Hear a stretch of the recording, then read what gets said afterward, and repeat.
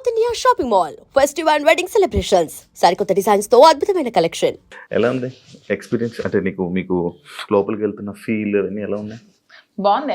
Excitement తో ఉన్నా నేను కూడా. మీకు బాగా ఇంట్రెస్ట్ కదా బిగ్ బాస్ కి వెళ్ళాలి, ఇంట్రెస్ట్ ఫేమ్ అన్ని బాగా ఇంట్రెస్ట్. ఫేమ్ నాకు ఇప్పుడు వచ్చిన ఫేమ్ చాలు, ఫేమ్ కోసం అనేయని కాదు కానీ ఇంట్రెస్ట్ అంటే ఒక ఫోన్ లేకుండా, సరిగ్గా ఫుడ్ లేకుండా, సోషల్ మీడియాతో సంబంధం లేకుండా, రోజు డే ఏది తెలియకుండా మన పర్సన్స్ కి దూరంగా ఒక experience, different type of experience. So ఈ ఎక్స్పీరియన్స్ ని ఒకసారి లైఫ్ లో ఫేస్ చేయాలని అయితే ఉంది.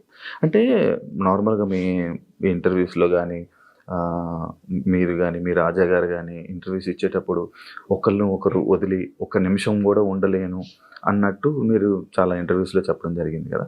అండ్ మీరు వెళ్ళి మీరు రాజాగారితో మాట్లాడకుండా ఆయనతోని కష్టమేమో. చాలా కష్టమే. ఇది నా వీకెస్ట్ అసలు.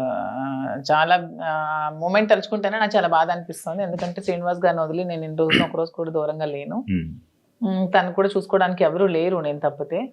సో ఇవన్నీ కొంచెం కష్టమే. అందుకనే ముందు నేను వెళ్ళలేదు. కానీ మళ్ళీ శ్రీని గారు ఎందుకు ఈ అవకాశాన్ని వదులుకోవాలి, నీకు వచ్చిన అవకాశాన్ని వెళ్ళు, నేను పర్వాలేదు ఉండగానే సపోర్ట్ చేస్తాను అని చెప్పి నన్ను కొంచెం మోటివేట్ చేసి పంపిస్తున్నారు. అంటే చాలా మంది కంటెస్టెంట్లు నేను చూసాను అనమాట ఎవ్రీ సీజన్. లోపల అంటే బయట బాగానే స్ట్రాంగ్గా ఉన్నారు అంటారు, లోపలికి వెళ్ళంగానే ఎమోషనల్గా డౌన్ అయిపోయి అయ్యో మన రాజా గారిని మిస్ అయిపోతున్నాను అని చెప్పడం కానీ, లేకపోతే మా పేరెంట్స్ని మిస్ అయిపోతున్నాను, నాకు కావాల్సిన వాళ్ళు మిస్ అయిపోతున్నాను అని చెప్పి ఎమోషన్ అవ్వడం జరుగుతూ ఉంటుంది. అది కొన్నిసార్లు సింపతి అని చెప్పి కూడా బయట పోర్ట్రే అవుతుంటుంది. లైక్ అలా మీరేమైనా మిస్ అయ్యి దీని గురించి ఎమోషనల్గా ఏడవడం అలాంటివి ఏమైనా జరుగుతాయా? అలా ఏం లేదు. సింపతి, ఎమోషన్ అంటే ఏదైనా ఒక మూమెంట్లో మనం గుర్తొస్తే బాధపడొచ్చు, కానీ ఆ మూమెంట్ వల్ల గేమ్ డిస్టర్బ్ చేసుకొని ఆ మూమెంట్ వల్ల మనం వెళ్ళిన మోటివ్ మర్చిపోతే వెళ్ళడం కూడా వేస్ట్. బ్యాలెన్స్ చేసుకోవాలి, ఎమోషన్ ని బ్యాలెన్స్ చేసుకుంటూ గేమ్ ఆడాలి. అదే కదా మరి రియాలిటీ షో బిగ్ బాస్. ఇక్కడ మీతో మాట్లాడుతుంది చాలా స్ట్రాంగ్గా, వెల్ ప్రిపేర్డ్గా, లైక్ ఇలా ఉండాలి అన్నట్టు ఉన్నది. మీతో ఏమి ప్లాన్ చేసుకున్నారా? అది ఏం ప్లాన్ చేసుకోవాలి? పోనీ మీరు చెప్పండి, మీరు ఒక బిగ్ బాస్ కంటెస్టెంట్ కదా, ఏం ప్లాన్ చేయాలి? మీకు బేసిక్ గా ఆ ప్లానింగ్స్ ఏమి ఉంటాయి నాకు తెలియదు. అంటే రియాలిటీ షోలో రియలిస్టిక్ గా ఉండాలని నేను అనుకుంటున్నాను. ప్లానింగ్స్ ఏమైనా ఉంటే టిప్స్ చెప్పండి.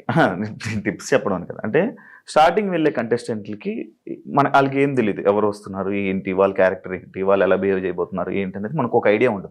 కాకపోతే వైల్డ్ కార్డ్ వాళ్ళకి ఒక ప్లస్ పాయింట్ ఉన్నది. అంటే ఏ కంటెస్టెంట్ ఎలా ఆడబోతున్నాడు, ఏ కంటెస్టెంట్ ఎలా ఆలోచించబోతున్నాడు, వాడు ఏం చేయబోతున్నాడు, వాడి స్టెప్స్ ఏంటనేది మనకు ముందే ఒక ఐడియా ఉంటుంది.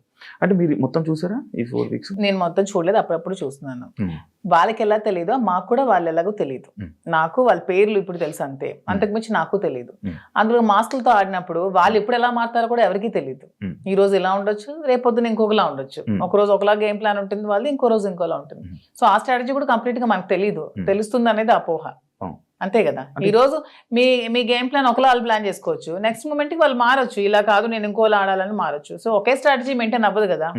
అంటే లైక్ మాస్క్లు అని చెప్పి అన్నారు కాబట్టి ఎవరైనా మాస్క్ పెట్టుకుని ఆడుతున్నట్టు అనిపిస్తుంది, అందరూ ఆడుతున్నట్టు అనిపిస్తుంది, ఎవరు జెన్యున్ గా లేరని అనిపిస్తుంది.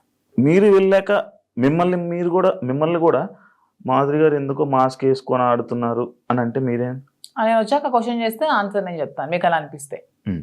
నేను వెళ్ళిన తర్వాత మీకు నేను ఏమైనా మాస్క్ వేసుకున్నట్టు అనిపిస్తే, వచ్చిన తర్వాత మీరు ఇదే క్వశ్చన్ మీకు ఉంటే అప్పుడు ఆన్సర్ చేస్తాను. మిమ్మల్ని ఎప్పుడు ఇంటర్వ్యూలో తప్ప బయట మీ గురించి తెలియదు, మీ ఎమోషన్స్ గురించి తెలియదు. ఎలాంటి విషయాల్లో మీరు కోపడుతుంటారు, ఎలాంటి విషయాల్లో మీరు ఎమోషనల్గా డౌన్ అవుతుంటారు? నాకు చాలా విపరీతమైన కోపం వస్తుంది యాక్చువల్గా, చాలా అంటే చాలా కోపం.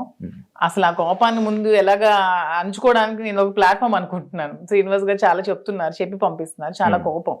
అక్కడ ఏదైనా ఒక అన్యాయం జరుగుతోంది, అక్కడ తప్పు జరుగుతోంది, అది బాగాలేదు, అలా చేయకూడదు అలా అనే మూమెంట్ నాకు అనిపించినప్పుడు నాకు చాలా అసలు ట్రిగ్గర్ అయిపోతాను, చాలా కోపం వచ్చేస్తుంది. అంటే ఎవరైనా ట్రిగ్గర్ చేసి అది మీ వీక్నెస్ కదా. నేను ఎవరైనా ట్రిగ్గర్ చేస్తే ట్రిగ్గర్ అవ్వను, నాకు అది నచ్చకపోతే ట్రిగ్గర్ అవుతాను.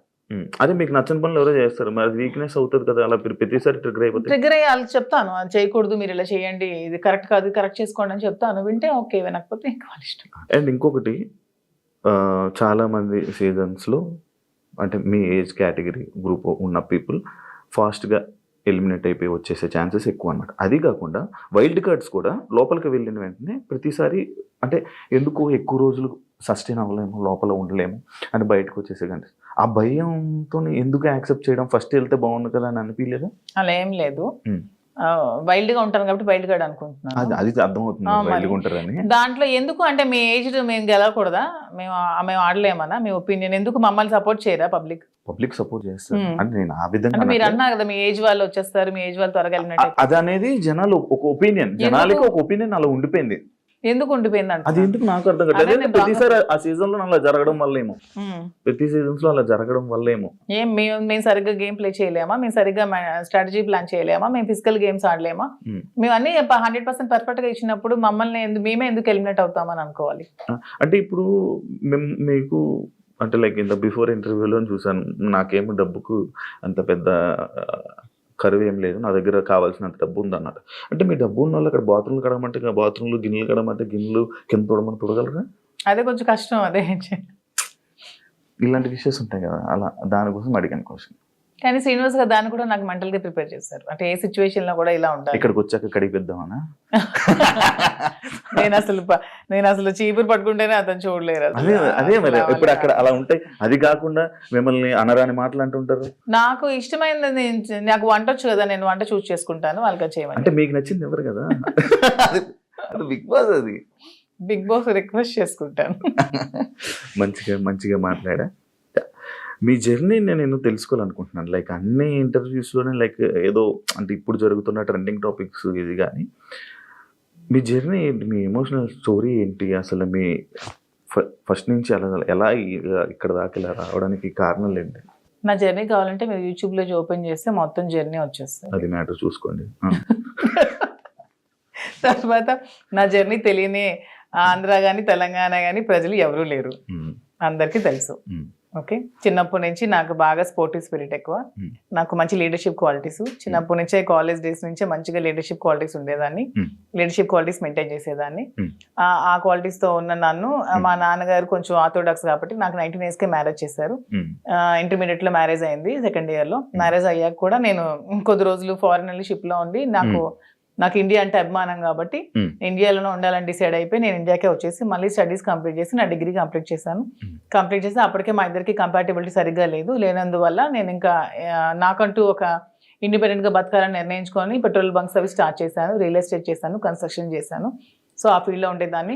ఇంకా కొంచెం మైండ్ డీవియేషన్కి డాన్స్ క్లాసెస్ ఫ్రీగా చెప్పాను. ఫ్రీగా చాలా మందికి, వేల మంది పిల్లలకి, విద్యార్థులకి ఫ్రీగా డాన్స్ నేర్పించాను. భరతనాట్యం, లేడీస్కి కోలాటం డాన్స్ అవి నేర్పించాను. చాలా సోషల్ యాక్టివిటీస్ చేశాను. ఇవన్నీ యాక్టివిటీస్ చూసి గమనించి నన్ను పాలిటిక్స్లోకి ఇన్వైట్ చేశారు.